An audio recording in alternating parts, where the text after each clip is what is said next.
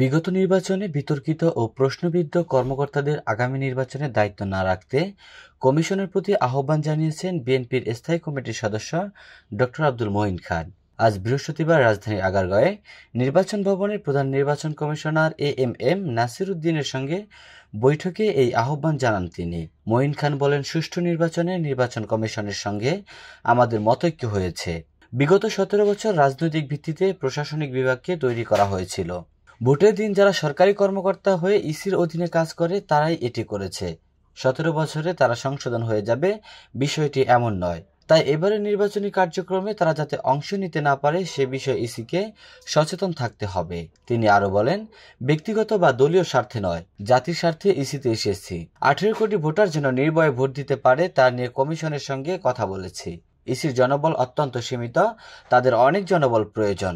শুধু কমিশনে 5 সদস্য দিয়েই হবে না, ভোটে ইসির প্রায় 10 লাখ লোকের প্রয়োজন পড়বে। এ সময় সুষ্ঠু ও নিরপেক্ষ ভোট আয়োজনে ইসির উপর বিশ্বাস রয়েছে বলেও মন্তব্য করেন তিনি।